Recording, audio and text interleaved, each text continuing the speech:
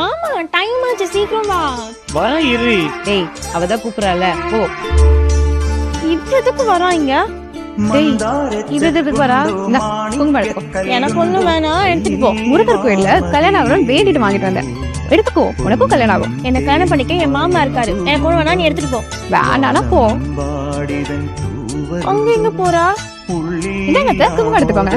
இல்லம்மா நான் வைக்க மாட்டேன். என்ன மாமா நீ எடுத்துக்கோ. எனக்கு வச்சுடு மாமா. வச்சுடுறா. ஒழுங்கா வச்சுடு மாமா. டேய் என்னடா பண்ணி வச்சிருக்க? ரொம்ப தேங்க்ஸ் மாமா. நான் வைக்கும்போது குஞ்சிட்டாமா.